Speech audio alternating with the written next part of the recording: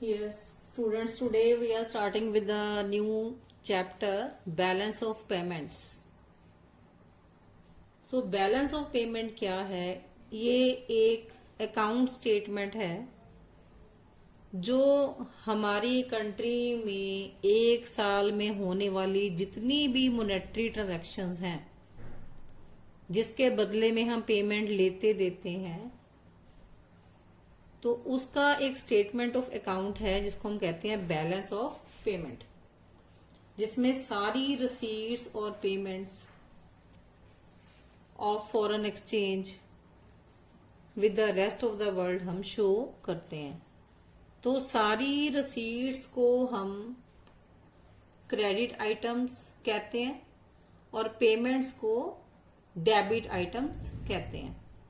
तो जो BOP status है हमारी कंट्री का, वो हमारी कंट्री की फाइनेंशियल पोजीशन को, फाइनेंशियल परफॉर्मेंस को शो करता है with the rest of the world कि हमारे imports, exports etcetera, goods and services, वो उसका लेन देन हमारा बाकी कंट्रीज के साथ किस तरह से है। अब नेक्स्ट है हमारे पास components of BOP account. Components में हमारे पास आते हैं, ये 3 कैटेगरीज में डिवाइडेड है: current account, capital account and official reserves account. अब जो करंट अकाउंट है,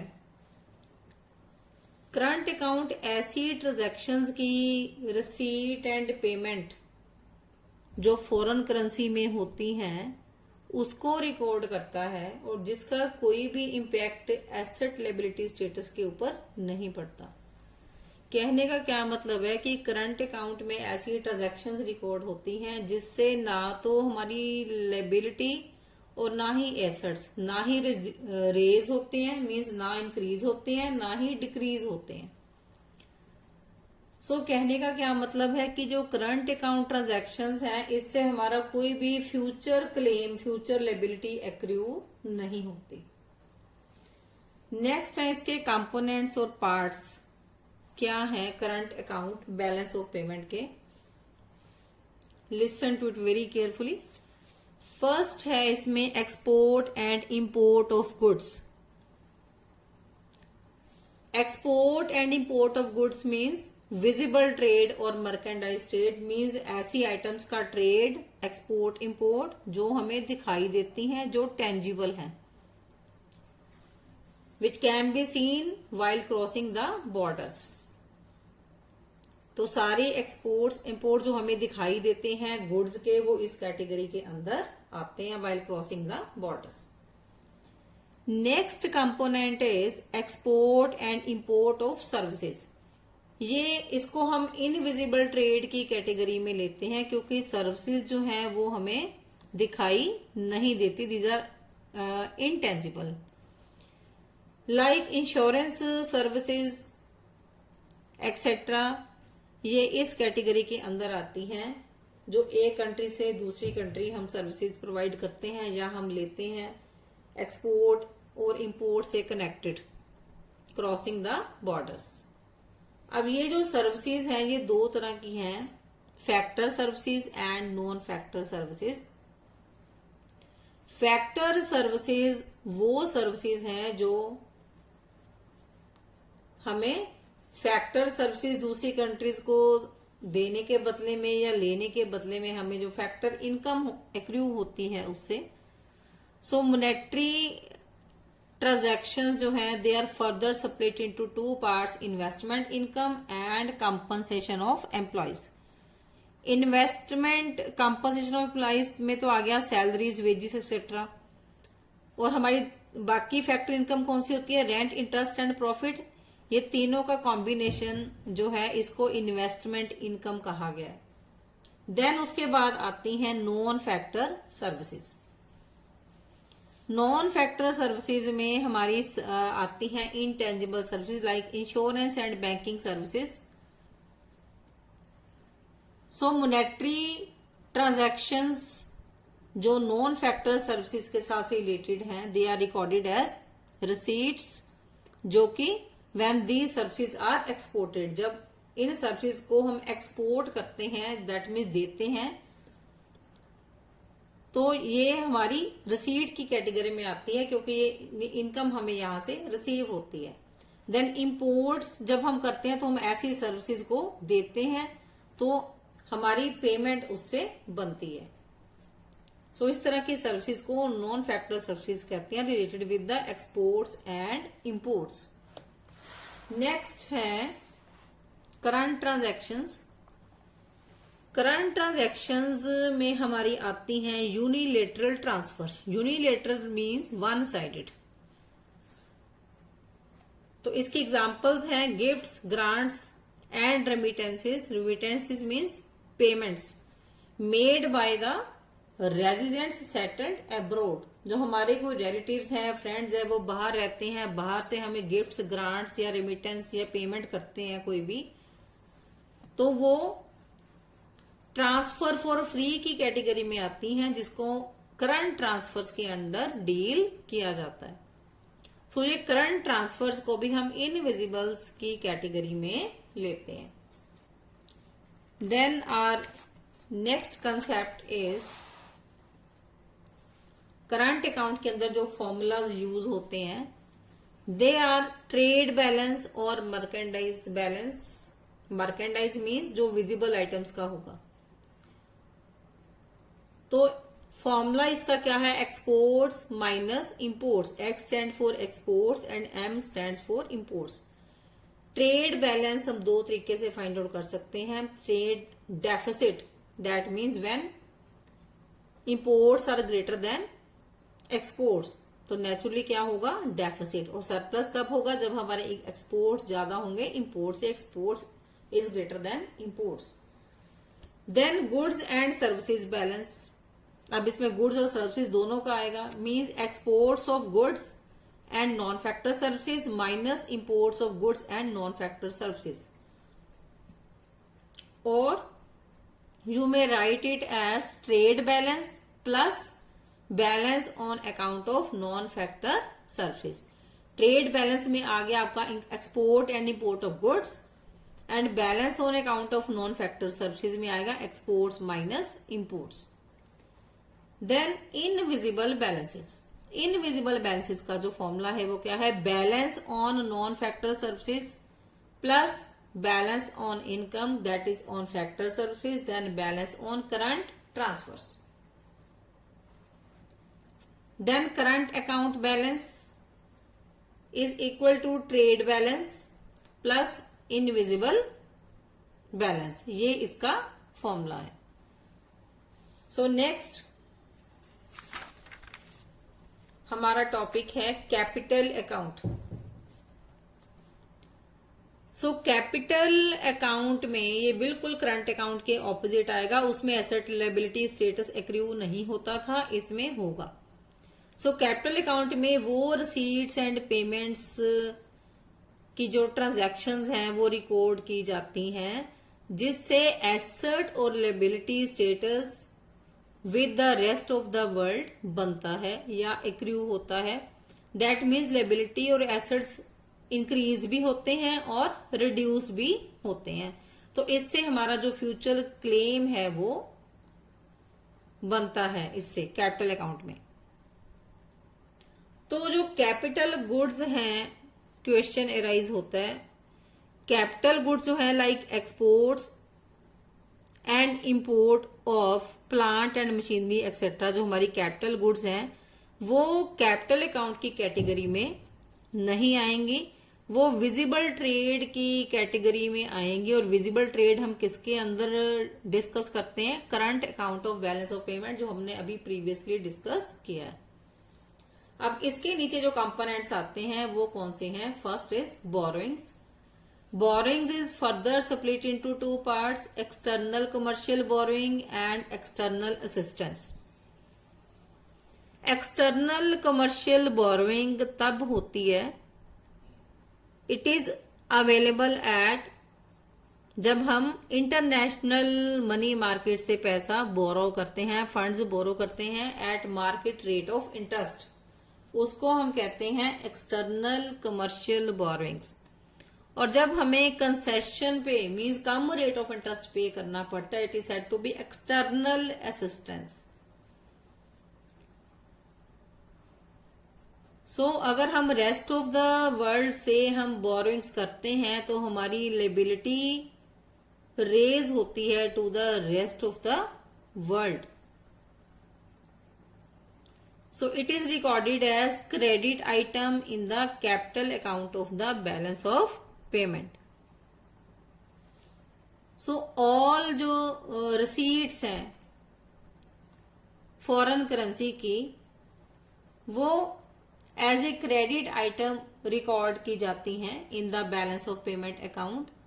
और जो बोरोइंग्स हम देते हैं रेस्ट ऑफ द वर्ल्ड को या लैंडिंग उधार जब हम देते हैं तो कैपिटल अकाउंट की डेबिट आइटम में इसको रिकॉर्ड किया जाता है, क्योंकि इससे फॉरेन करेंसी जो है हमारी कंट्री से बाहर जाती है। जबकि जब हम क्रेडिट आइटम में रिकॉर्ड करते हैं तो फॉरेन करेंसी हमारी कंट्री में आती है जब हम बोरोइंग्स लेते हैं। Then next is foreign investment. Foreign investment further separate into two parts, portfolio investment and foreign direct investment. Now what is portfolio investment? जो पोर्टफोलियो इन्वेस्टमेंट है it basically refers to foreign institutional investment, जिसको हम FII भी कहते हैं। ये investment बाकी countries करती हैं, रेस्ट ऑफ द वर्ल्ड करता है। डोमेस्टिक कंपनी में मींस इंडियन कंपनीज के शेयर्स और डिबेंचर जब बाहर वाली कंपनीज खरीदती हैं उसको हम कहते हैं पोर्टफोलियो इन्वेस्टमेंट। ये बहुत बार शॉर्ट नोट CBSE में भी आया हुआ है, what is portfolio investment. Then foreign direct investment, that means FDI। FDI के अंदर क्या होता है, जब बाहर वाली companies domestic country that means India की कंपनी की जो ऑनरशिप है उसको बाय करती हैं। For example Walmart stores in India. तो this is foreign direct investment. अब कुछ और कंपोनेंट्स भी हैं कैपिटल अकाउंट के अंदर। उसमें फर्स्ट ऑफ ऑल हमारे पास आता है NRI डिपॉजिट। अब कैपिटल अकाउंट के अंदर सिर्फ वो NRI डिपॉजिट कंसीडर होते हैं जो डोमेस्टिक इकोनॉमी में NRIs ने किए हैं। NRI ने जितने भी डिपॉजिट्स डोमेस्टिक इकोनॉमी के अंडर हेल्ड किए हुए हैं वो इस कैटेगरी के अंदर आते हैं। तो ये बात भी नोटिस करनी है इसमें कि जो NRI जो मनी सेंड करते हैं, जो नॉन रेजिडेंट्स इंडियंस अपने फैमिलीज को या फ्रेंड्स रिलेटिव्स को जो बाहर रहते हैं, यहाँ पर इंडिया में रहने वालों को कुछ मनी सेंड करते हैं तो वो करंट ट्रांसफर्स की कैटेगरी में आती है, दैट मीन्स फ्री ट्रांसफर्स। तो वो इस कैटेगरी के अंदर नहीं आएगा। सिर्फ इसमें कौन से NRI के डिपॉजिट्स आएंगे, only deposits held by NRIs in the domestic economy, जो उन्होंने खुद हेल्ड किए हुए हैं, जो उन्होंने दे दिए हैं अपनी फैमिलीज को, रिलेटिव्स को, वो इस कैटेगरी के अंदर नहीं आएंगे। वो किसके अंदर आएंगे, करंट ट्रांसफर्स के अंदर। Then banking capital, NRI deposits को छोड़ के जो बाकी बैंकिंग कैपिटल बचती है, that means banking capital which is held by the commercial banks in the form of foreign assets. तो जब कमर्शियल बैंक फॉरेन एसेट्स को लिक्विड में कन्वर्ट करते हैं तो कंट्री में फॉरेन करेंसी की सप्लाई इंक्रीज होती है। Next is short term trade credit, means थोड़े समय के लिए लोन। सो ये कब एक्रू होता है हमारा, जब हम without making immediate payment international market से बाइंग करते हैं। तो जब हम रीपेमेंट करते हैं जो हमने कर्जा थोड़ी देर के लिए लिया है to the rest of the world, तो उससे हमारी कंट्री से फॉरेन करेंसी आउटफ्लो होती है, दैट मीन्स बाहर की तरफ जाती है। So this is recorded as negative sign. इससे ये नेगेटिव साइन क्यों कंसीडर होता है, क्योंकि हम शॉर्ट टर्म लोन जो हमने रेस्ट ऑफ द वर्ल्ड से लिए हैं, जब हम उसकी पेमेंट करते हैं तो वो पेमेंट फॉरेन करेंसी की फॉर्म में करनी पड़ती है। तो हमारी कंट्री के जो फॉरेन करेंसी के रिजर्व्स हैं वो रिड्यूस होते हैं इससे। और जब करेंसी का इनफ्लो हमारी कंट्री में आता है तो पॉजिटिव साइन शो होता है, दैट मीन जब हमारी कंट्री की जो फॉरेन एक्सचेंज रिजर्व्स हैं वो इंक्रीज होते हैं इससे। Now next concept is overall balance, जिसको हम बैलेंस पोजीशन कहते हैं। सो बैलेंस पोजीशन कब होती है इकोनॉमी की, जब current account balance, capital account balance and error emission तीनों को हम प्लस कर देते हैं। मींस करंट अकाउंट का जितना बैलेंस प्लस कैपिटल अकाउंट का जितना balance, and errors and emissions में वो एंट्रीज आती हैं, वो ट्रांजैक्शंस आती हैं जिसको या तो हम डालना भूल गए हैं या गलती से हमने ज्यादा डाल दी या कम डाल दी है। हम उसकी जो डिस्क्रिपेंसीज हैं इसमें हम ऐड ऑन करते हैं कि कोई एंट्रीज हम भूल गए थे कैपिटल अकाउंट वाली या करंट अकाउंट वाली, वो हमने अब थर्ड कैटेगरी में डाल दी एरर्स एंड एमिशन, तो ओवरऑल बैलेंस हो जाता है बैलेंस ऑफ पेमेंट पोजीशन का। देन नेक्स्ट है what are official reserves. Official reserves वो रिजर्व्स हैं जो सेंट्रल बैंक या आरबीआई रखती है अपने पास in the form of forex reserves. That means foreign currency के रिजर्व जितने रिजर्व बैंक के पास होते हैं, जितनी भी फॉरेन एक्सचेंज की ट्रांजैक्शंस होती हैं विद इन द कंट्री, वो आरबीआई के थ्रू होती हैं। और अगर इसका ओवरऑल बैलेंस पॉजिटिव होता है तो हम कहते हैं कि ऑफिशियल रिजर्व्स का जो ऑफिशियल रिजर्व्स हैं वो इंक्रीज हो गए हैं। और अगर नेगेटिव होता है तो ऑफिशियल रिजर्व जो है वो डिक्रीज हो गए हैं। तो एक्सपोर्ट्स इंपोर्ट से रिलेटेड सारी जो रूटिंग है ये थ्रू आरबीआई के थ्रू जो है करेंसी का आउटफ्लो और इनफ्लो होता है। सो नेक्स्ट जो ऑफिशियल रिजर्व्स है ये कैपिटल अकाउंट का पार्ट शो किया गया है rather than a separate account,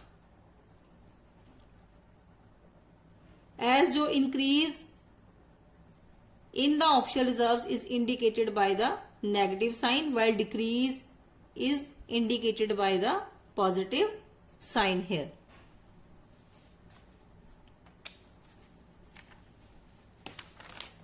next है कि इन केस ऑफिशियल रिजर्व जो है वो कैपिटल अकाउंट का पार्ट शो नहीं किया जाता